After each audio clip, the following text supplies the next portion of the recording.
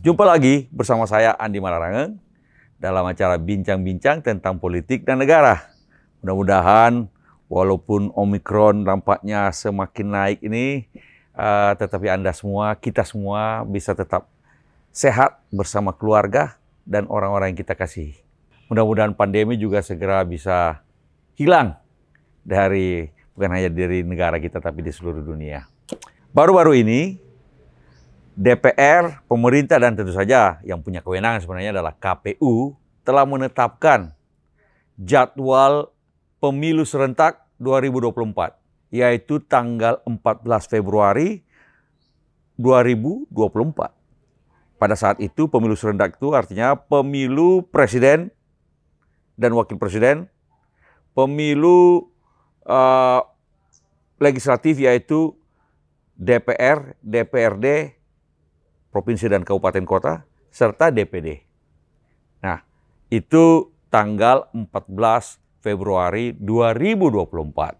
Nanti kemudian setelah itu pilkadanya bulan November 2024. Nah, ini yang memang sudah kita tunggu-tunggu sejak lama karena tarik ulur antara bulan Februari lalu bulan Mei yang diusulkan pemerintah, KPU belum Februari, Mei diusulkan oleh pemerintah, bahkan karena itu ada pikiran pula menunda lagi pilkada menjadi 2025 bulan Februari. Tapi dengan keputusan ini sudah jelas bahwa pemilu serentak akan dilaksanakan tanggal 14 Februari 2024. Ada kawan yang bertanya pada saya bahwa kalau begitu apakah isu-isu tentang menambah atau perpanjangan masa jabatan presiden itu 3 tahun, seperti yang disampaikan oleh seorang pejabat negara yang katanya pengusaha-pengusaha meminta agar jangan pemilu dulu deh, ditambah lagi dulu masa jabatan presiden seperti 3 tahun misalnya. Atau juga isu yang berupa perpanjangan periodisasi masa jabatan presiden, maksudnya kalau presiden hanya boleh 2 periode, kenapa nggak boleh presiden jadikan 3 periode? Kira-kira begitu. Nah, apakah isu-isu ini, perpanjangan masa jabatan presiden atau perpanjangan periodisasi jabatan presiden, itu dengan demikian, dengan tanggal ditetapkannya pilkada serentak itu, apakah isu itu sudah mati? Nah, ini pertanyaan yang menarik juga. Menurut saya, kalau isu mengenai perpanjangan masa presiden menjabat atau seperti menambah 3 tahun, karena alasannya bahwa situasi COVID semacam ini semacam force majeure. Force majeure itu situasi yang tidak disangka-sangka tetapi dia datang dan merusak misalnya program-program presiden karena adanya COVID ini, maka banyak program-program yang dirancang oleh presiden kemudian tidak bisa dijalankan dalam masa jabatannya yang 10 tahun ini, 2 kali masa jabatan. Maka perlu bagaimana kalau kita menunda pemilu, kasih tambah presiden 3 tahun misalnya untuk menyelesaikan misalnya program seperti ibu kota negara, kereta cepat Jakarta-Bandung, ataupun juga berbagai macam lagi isu-isu proyek-proyek lain seperti pembangkit listrik yang berapa puluh ribu watt itu yang juga belum selesai. Sehingga dengan tambahan 3 tahun misalnya, maka jabatan presiden sebenarnya tetap 2 periode, tetapi ditambah 3 tahun lah ini karena ada force majeure, ada sesuatu yang tidak diperhitungkan tapi terjadi dan tidak bisa ditolak seperti pandemi ini. Kalau itu menurut saya dengan demikian mati sudah isu itu. Artinya dengan ditetapkannya pemilu tidak mungkin ada penundaan pemilu lagi.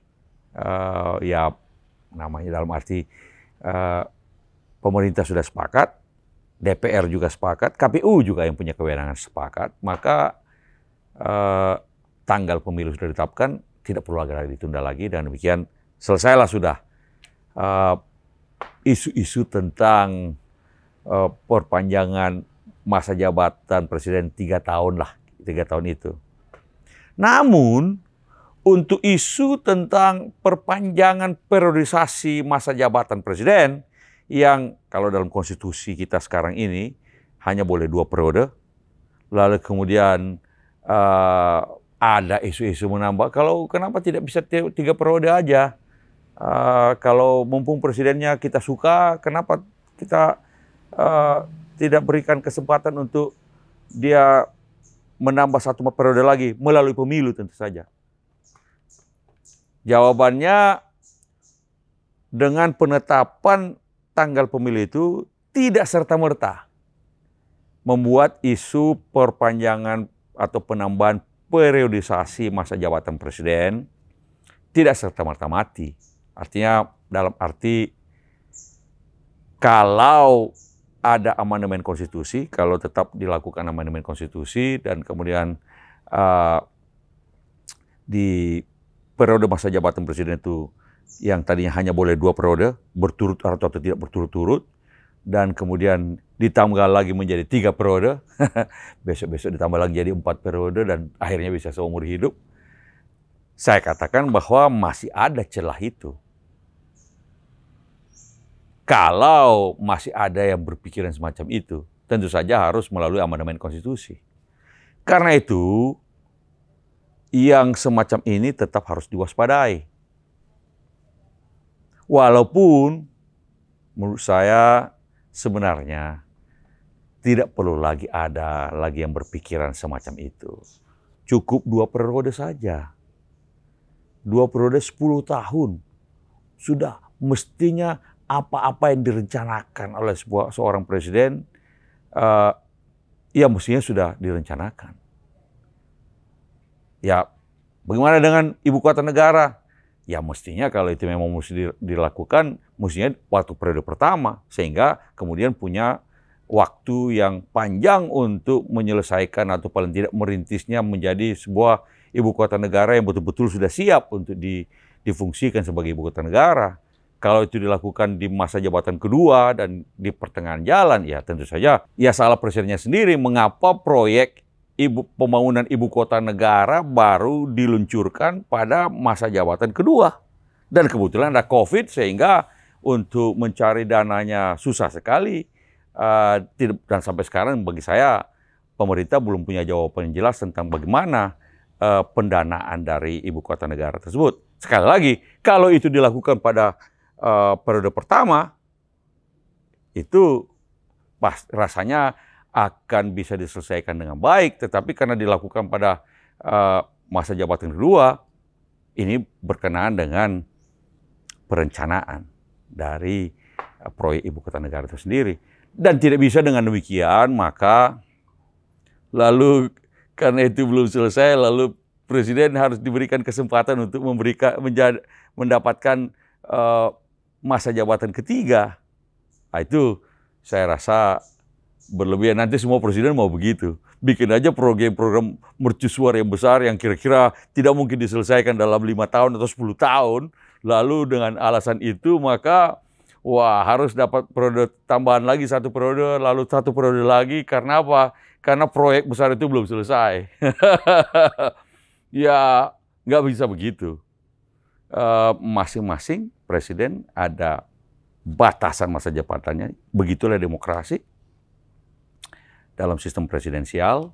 Dan 10 tahun, apapun yang terjadi, itulah masa jabatan.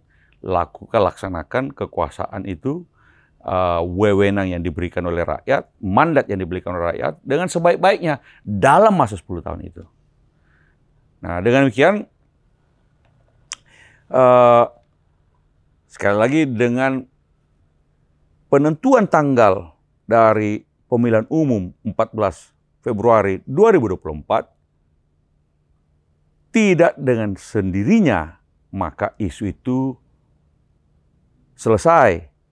Saya hanya mengatakan bahwa tetap perlu kita kawal agar jangan sampai ide-ide macam itu masih dimunculkan pula. Walaupun saya berharap bahwa dengan penentuan tanggal tersebut tidak perlu lagi ada yang berpikir tentang perpanjangan masa jabatan, perpanjangan periodisasi masa jabatan menjadi 3 periode. Lebih baik masing-masing kita, masing-masing partai, ya fokus dengan pemilihan umum. Rakyat pun demikian, fokus mulai pikir-pikir. Mau pilih partai mana, mau pilih calon presiden mana, mau pilih anggota dewan yang mana. Dengan demikian kita bersiap-siap masuk di dalam tahapan-tahapan pemilu yang akan ditetapkan oleh KPU. Kita menunggu KPU menetapkan tahapan-tahapannya. Tentu saja setelah ditetapkan tanggal 14 Februari, kemudian kita hitung mundur. Maka setahun, kalau tidak salah setahun atau 1,5 tahun, untuk dimulai tahapan-tahapan, mulai dari pendaftaran partai, karena mulai pendaftaran partai untuk mengikuti pemilu, pendaftaran partai ini kemudian diikuti oleh verifikasi partai, lalu kemudian setelah itu pendaftaran calon, daftar calon sementara, daftar calon tetap, bersamaan dengan itu juga pendaftaran calon presiden. Nah, pendaftaran calon presiden, tentu saja Pak Jokowi sudah 2 periode, jadi tidak ada lagi Pak Presiden dalam isu pendaftaran calon presiden itu. Dan kemudian kita lihat siapa calon-calon yang akan maju. Apakah wakil presiden akan maju? Rasanya juga tidak, mungkin karena sudah sepuh.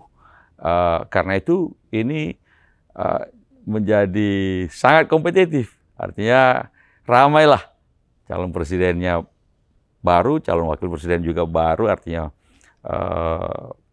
tidak ada incumbent. Nah, biar nanti kita lihat rakyat punya pilihan-pilihan yang mana. Harapan kita bahwa bisa lebih banyak pilihan kalau misalnya threshold-nya menjadi 0%. Dan karena itu silakan rakyat memilih dan kita sambut pemilihan umum 2024 sebagai ajang di mana rakyat mengevaluasi mandatnya, di mana rakyat menentukan kepada siapa mandat yang akan diberikan. Dan karena itu mudah-mudahan dengan mandat yang baru dari rakyat, dengan pemimpin baru nantinya, maka kita bisa mendapatkan Indonesia yang lebih baik. Kira-kira begitu. Mudah-mudahan sekali lagi tidak ada lagi yang berpikir tentang presiden 3 periode ataupun penambahan masa jabatan presiden. Jumpa lagi kita pada lain kesempatan. Mudah-mudahan kita ketemu lagi dalam kondisi yang lebih baik.